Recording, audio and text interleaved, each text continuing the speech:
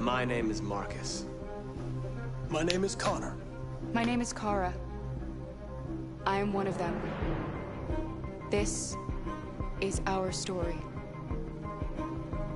I think who Kara is, or how I would describe. ちょっと待って、これはあれだな。こっち見てからにしようか。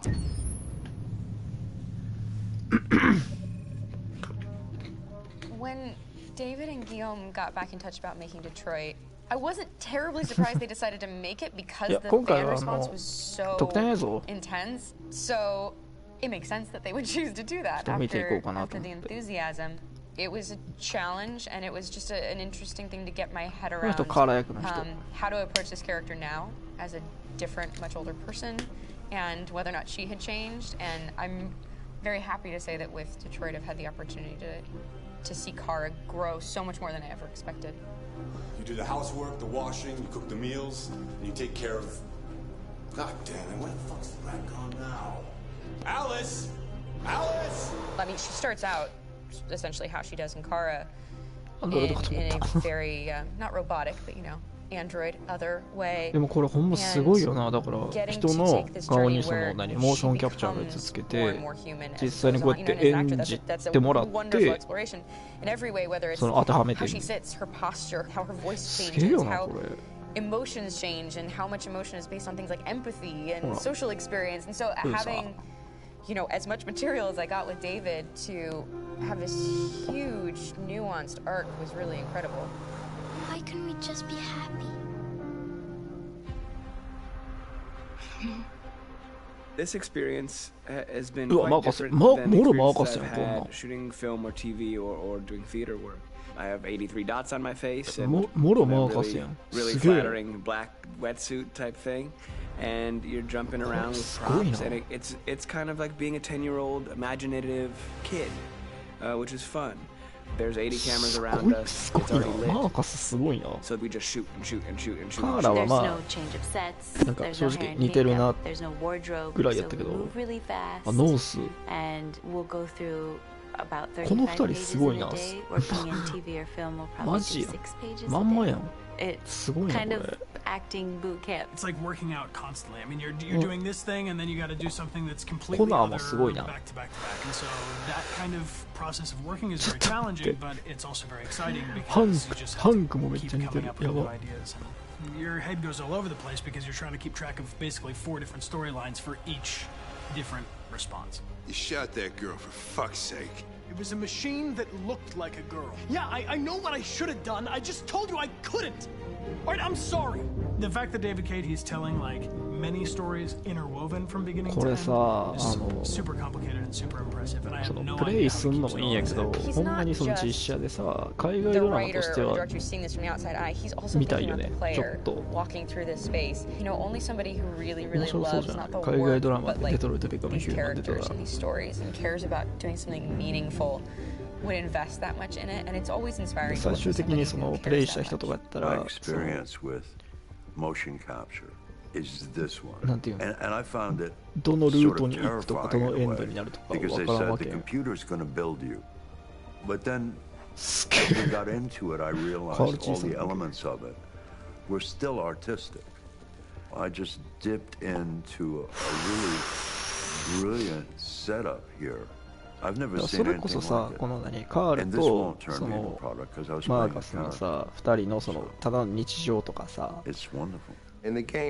と前か前のそのあれ誰だっけ、ジジイか、ジジイデブ逆転したやつ、親父、あいつとその過去のカーラの話とか。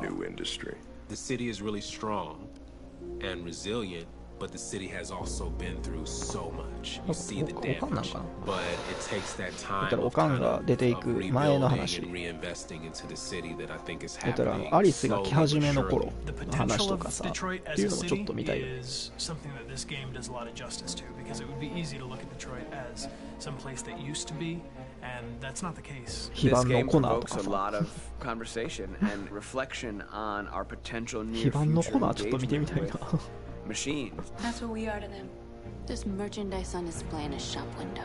I think that a group that feels marginalized, feels like they deserve and have earned access to themselves and the environment around them, and are trying to figure out a way to articulate how to get すげ freedom. え。 What was I designed to be? Their slave? Their toy? It plays with your comfort levels. No, You Simon, think come. that this is fine, you're comfortable with it, until something blurs the line and throws you off, and now do I feel differently about whether this should be allowed, should it be banned, should it be encouraged? You're gonna ruin our lives, and for what? For a bunch of machines? They are not machines! They are alive! I'm alive! You're alive! They're nothing! There are lots of comparable comparisons Rose Mama to Yankee. any type of persecution of religion, race, etc., dating way back. It can't just be a video game where you shoot 'em up or where people make these choices to do whatever. I think that's the whole point. You have the choice, and you can either choose to go one direction with your character or 人 another. 間できてるな。 And I think that's going to be very telling about the gamer. Very telling. I think there's going to be a really strong ロ reaction ーズマン to マジで this game, 成 which 人や。 has すごい such な。 a strong perspective. I'm that much more proud of it now to ロー get ズ to マ be マやん。 a part of it, because it's important. In this game, you're actively building and designing the character through not just what kind of shield does he have or what color hair does she have, but like their temperament and the way they deal with problems. The different endings to this game are so radically different based off maybe seemingly insignificant choices in the やっ moment, てる but 側 like life, they のプレイヤ all ーによってさ、 can't play life again, though. そうそう、そのそれぞれのキャラクターの性格とかが変わってくるのが面白いな、ほんまにこのゲーム。これすごいな。あれやん、ブルーレイの特典映像やん、普通に。これがカーラとマーカスとコナーの話か。 My name is Marcus. My name is Connor. My name is Kara. これめっちゃかっこいい。 I am one of them. This is our story. ほんまか I っこいい。 think who Kara is, or how I would describe Kara, depends entirely upon who's playing her, because you have the option to make her multiple different people depending on the choices she makes. But I think she does start out incredibly naive, incredibly innocent, そうそう、 and 多分 kind of hapless. カーラが I'm 一 sure we 番 used to be friends before I was 人間 reset. に近くなるんちゃうかな。 Maybe we can be friends again. その She's a person who's characterized, I think, by やっていっ empathy. たら、 She's a person who really, she just comes from her heart. You'll never leave me, right? Promise you'll never go. これすごいな。 Are you okay? Are you hurt? Wait a minute. Leave her alone. 感じるかな、感じる。へ The really beautiful thing that I've had the gift to be able to do is to essentially build a person from the ground up, because that's what she's doing throughout the game, and with every Uwa,なんか experience she has and every ちょっと待って、 person she meets, she's building, 今のだけで first ちょっと、 emotions and then the sense of judgment, and it's sort of う an わ、このゲー exploration ムやっ of てて what よか it っ is た to って思う。 be ほんまにあ human. れな、やってから Luther and I will be right 特典映 here. 像見るべきやな。あ、このシーンやっていうの分かるのはちょっとね、嬉しい。 David and the creators have painted a really intriguing and engaging picture of a near future where we rely upon androids for a lot of our service class まあ、もう business, ほんま our, こう the マー the カ class スと that カール serves ジー us, さん that や。 helps us, that handles that is our baristas and our drivers and our housemaids, and what is humanity, where we tap into it, how and why we treat each other the way that we do. And my character Marcus has a really intriguing journey, becoming deviant, realizing that he actually has feelings and human qualities inside of him, and it's a really incredible ascension into becoming fully realized and coming to terms with what you actually deserve better than this in life. And not only do you want it for yourself, but you 処 want 理 it for 場に捨てられ your たのを peers. 全部 We've come here to 自分 demonstrate で動いてやっ peacefully てんよ。 and to tell humans that we are also living beings. All we want is to live free, You know what? This thing, Dad, is not your son. It's a fucking machine! I think that a group that feels marginalized, feels disenfranchised, feels like they deserve and have earned access to themselves and the environment around them, and are trying to figure out a way to articulate how to get freedom. Connor is analytical. Connor takes things literally. He starts in the beginning place where he's very mechanical. He feels nothing inside, of course, and it's all just a system, a protocol that he is executing to get whatever he wants to happen, which is help humans stop deviants and to find the link between deviant androids. You were designed to serve humans, not kill them! What was I designed to be? Their slave? Their toy? Just say, I killed him! Is it that hard to say? Stop it! Stop! But of course, over the course of the story, and depending on the player's choices, Connor can grow in many different ways. He can deviate from that procedure or not. Moment of truth, Hank. Am I a living being? Or just a machine? ああやって作ってたんや。うわ、これおもろいな。これおもろいな。ごめん、ちょっと楽しくなってきてる。ごめん。Detroit Become Human was produced over a period of 4 years. Here in Paris, we have a team of about 180 people, and to that, we need to add also all the outsourcing with our partners in the Philippines, in China, Vietnam, and in India. So when we started working on the story, I had to imagine where Kara was built. And for whatever reason, the city of Detroit came very quickly to my mind because it had already an incredible story by itself of history and themes. So we traveled there with the team, and we were really moved by what we saw. And we could really feel the desire to fight and really be born again. And we just continued this curve, this growth, and just imagine what Detroit would be like if the android industry was using these factories to build androids there. A very strong element of Detroit is that there's a lot of industrial wasteland and a lot of nature too. And for us, the graphic designers, it was an incredible playground. The destroyed zones which we wanted to preserve, we appropriated them to turn into something else. Then in the areas that needed to be rebuilt, we were able to imagine our Detroit of the future. We didn't want to make a science fiction universe, but a world of anticipation. If we chose science fiction, we could have imagined flying cars, extraterrestrials, but those things are very far from our current everyday life. Anticipation is more about gleaning from our contemporary reality, the one we know, because Detroit is set in 2038, and 2038 is tomorrow.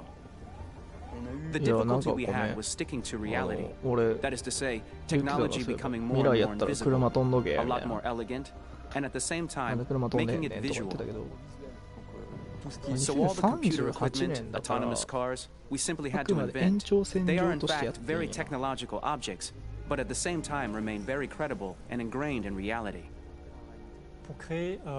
To create a cohesive universe in the fashion and clothing of the human characters in 2038, I didn't want to put an accent on strange shapes, or really vibrant colors, and things we wouldn't know. That I wanted to keep for the androids. The goal was to create something familiar which we can identify with in this future setting.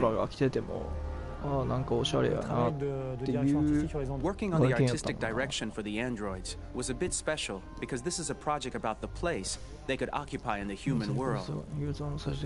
It was out of the question for them to be too beautiful or too perfect. They had to correspond to every social class, rich and poor.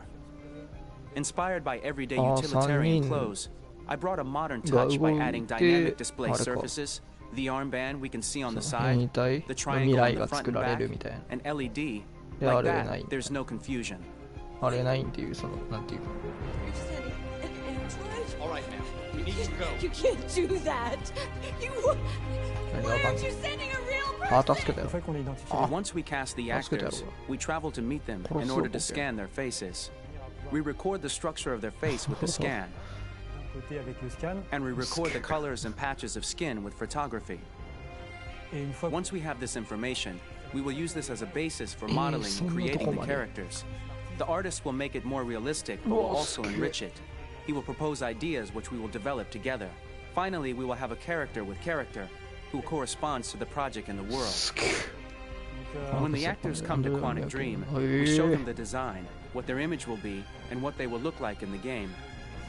This extra information gives them another dimension and color to connect with emotionally. It helps them think about how to play their character. Your mission. That's all you care about, huh? You should consult a professional who can help you. Beat it, you hear me? Get the hell out of here. So there are 3 types of shoots at Quantic Dream. Shooting and performance capture, where you capture the whole actor, his voice, his face, and his body. These shoots are obviously done with American actors because the game's original version is in American English. After that, there are the body-only shoots, representing around 250 days of filming, while the performance capture is 100 days of filming. Now, body-only shoots, there are 2 types. There are the action shoots and the technical shoots, which are mokit shoots. Mokit is when the player controls a character on the screen, and he moves in an environment to explore it. This is of particular importance at Quantic Dream, and therefore we shoot a lot to offer a unique context for each scene and each character. To prepare a motion capture shoot, we first get together to look at the sets we need, the animations that we want to shoot, which ones need to be grouped together, or which ones need to be cut and shot at another time, so that we get the most out of the shooting day. This often means shooting scenes out of order, especially those with big props or accessories, like a big car, for example. So we shoot all the animations related to that particular prop first.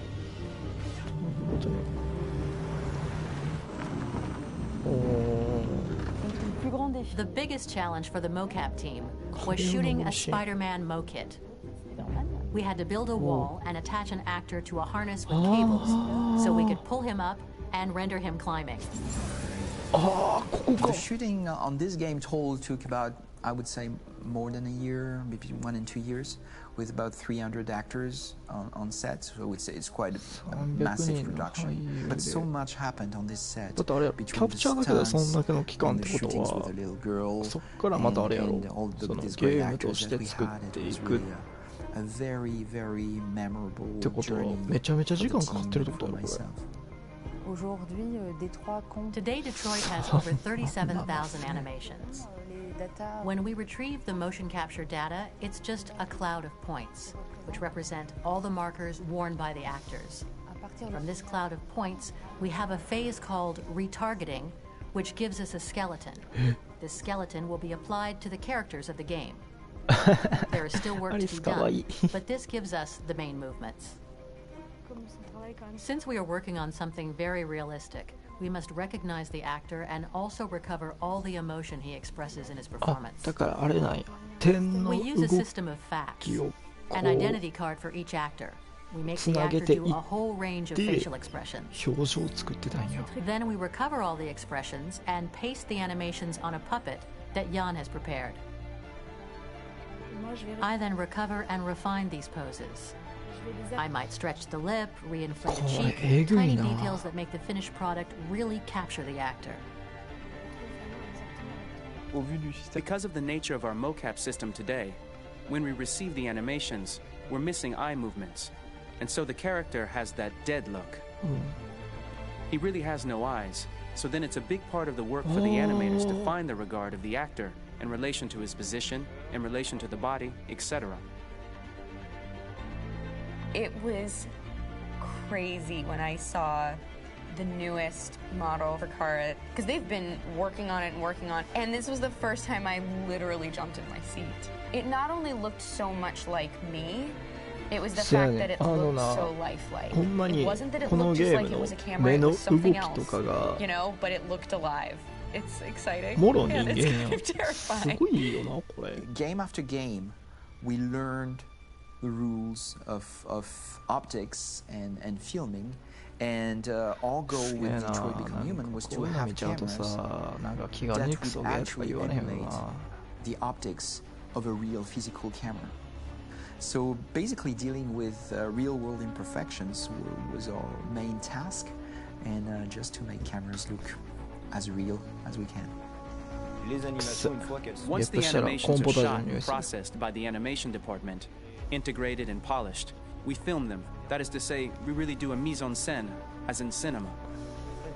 The real difficulty of our job is to know if these cameras are telling us something. Are they in the emotion of the scene? Do they describe exactly what the action must convey, what must be felt?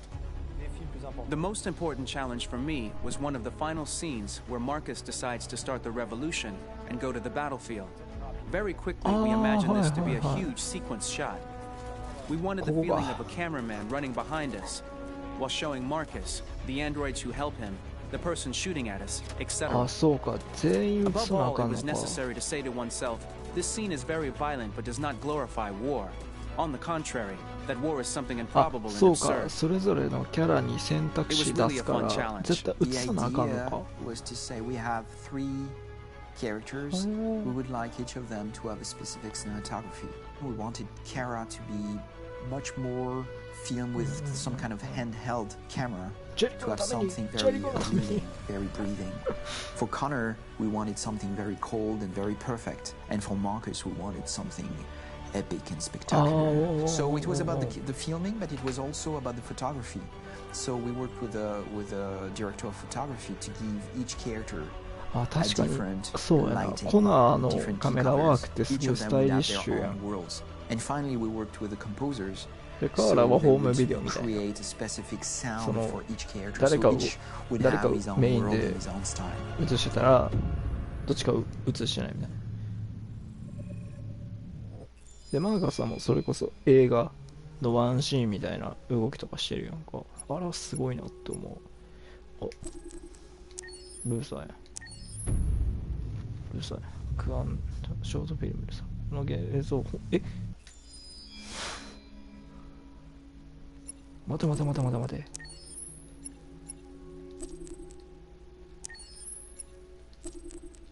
わ、ちょっと気になるぞ、これ。なんて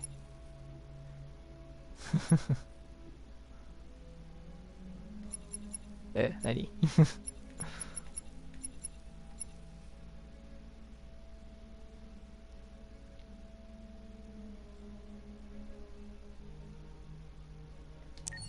わからん。ネタバレあるって。いや、っていうかゲーム本編以前の出来事を扱ったものっていうショートフィルム。これルーサーのやつ。ずらとこのとこに来たばっかりの時かな、多分。Hold on, just a little while longer. なこいつ。Hold on, just a little while longer. そう。Hold on, just a little while longer. Everything will be alright. Everything will be alright. Fight on. Just a little while longer. Fight on. Just a little while longer. Fight on. Just a little while longer. Everything will be alright.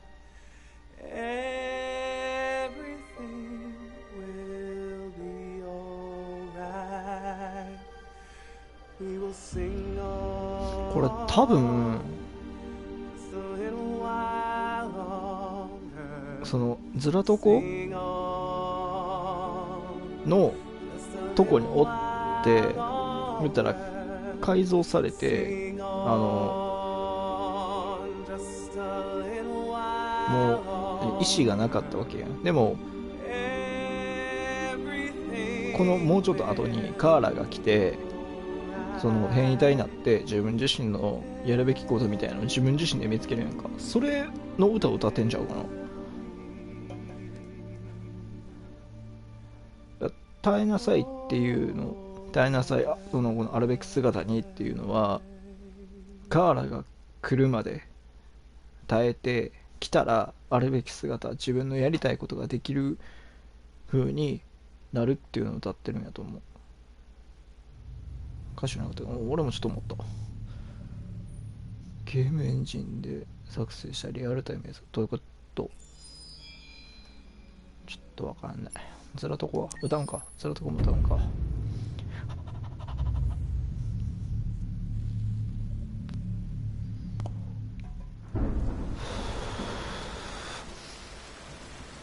これやってる時じゃん、もしかしてやってんじゃん。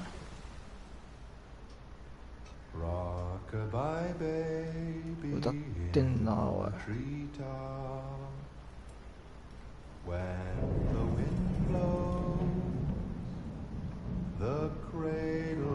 ホラーゲームのオープニングやん。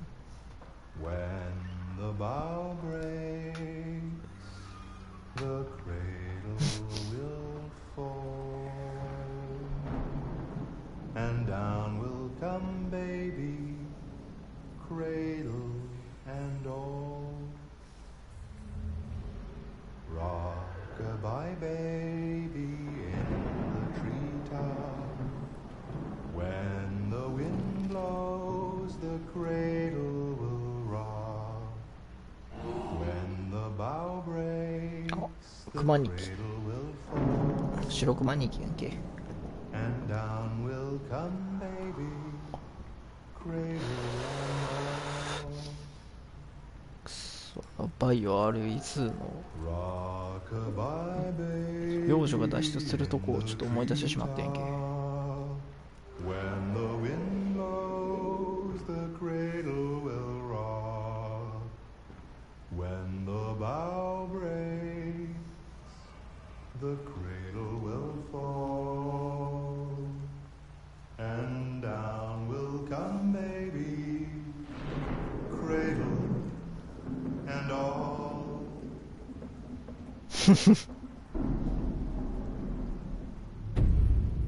これもしかしてさ、風呂場におってさ、あれずらとこのとこにもともとおったんどういうのなんじゃん。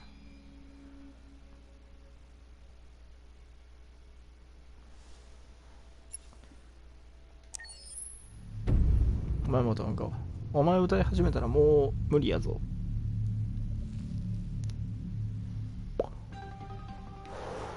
In the space of a few years, androids have completely transformed the world in which we live. By letting androids into our homes and factories, the CyberLife company has made them everyday technology. 失速したけどね。The founder of CyberLife, Elijah Kamsky, is a very discreet man, despite being the CEO of the highest valued company in the world and being voted Man of the Year by Century Magazine. He remains a mystery for most people. That's why we at KNC are so excited to be here as CyberLife opens its doors for the first time. Elijah Kamsky, could you please tell us where we are? Certainly, and welcome. We're currently in CyberLife's production center in Detroit, where all models are designed and manufactured. おしっこ。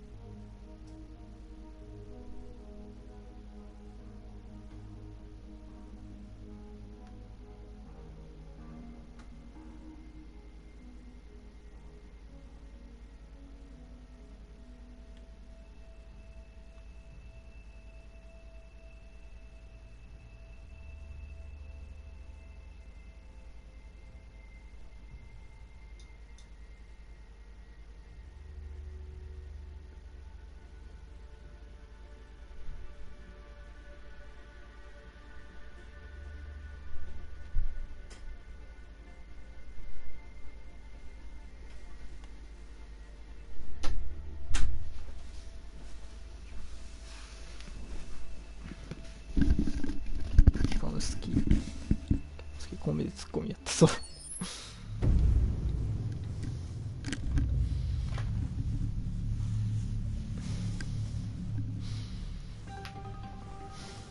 In the space of a few years, androids have completely transformed the world in which we live. By letting androids into our homes and factories, the CyberLife company has made them everyday technology. The founder of CyberLife, Elijah Kamsky, is a very discreet man, despite being the CEO of the highest value. てかまあ歌わんねやったらまあいいや。クロエ。なんだっけ。タイトル画面にいる女のアンドロイドだね。じゃあまずは名前を教えて。お、ちょっと待って。あなたの名前は？ジョンって呼んで。完全にお前 AV の最初のそれじゃあクロエ、まずは自己紹介をしてくれるかな。もちろん。私はサイバーライフ初のアシスタント用アンドロイド。私の機能は例えば家事をしたり料理とかスケジュール管理とか日常業務をこなせるの。君は確か初めてチューリングテストに合格したアンドロイドなんだよね。それについて話してくれるかな。大したことはしてないけど、ただ本物の人間と私の違いがわかるかどうかちょっとおしゃべりをしただけ。でもとっても面白かった。でも人間よりも知能の高い機械が作られたのは人間の歴史上初めてのことなんだよ。僕が聞いた話だと君の脳は1秒間に数百億もの処理が行えるんだろう。そうない。もちろん。でも人間の知性のおかげで私は存在してるし、それに私には絶対に手に入れられないものがある。学生。それは何なんだい？心よ。あ、機械ごときが心とやってんちゃうとかさ。お前が死ぬまで俺は死なない。はい、というわけでですね。まあっていうこういう風にいろんな人たちとかが頑張って作ったゲームで、本当にね俺的に人におすすめできるゲームなんで、本当にデトロイト・ビカム・ヒューマン、まあ俺もおすすめされてやって、でも本当に面白いゲームだなと思いました。というわけでね、藤太郎、今日はちょっと短いんですが、ここで終わりたいと思います。はい。まあね、まだちょっと見てないエンディングとかルートとかあるんで、まあそれは放送外でちょっとやろうかなって、まあちょこちょこねやっていこうかなって思います。でも本当に面白いゲームだと思います。まあしばらくこれから先 YouTube で配信することはまあよっぽどなことがない限りないと思うんで、またねグラフィーの方をちょっとミラティブでやっていこうかなって思います。この後もねちょっと、気が向いたらやりますはい。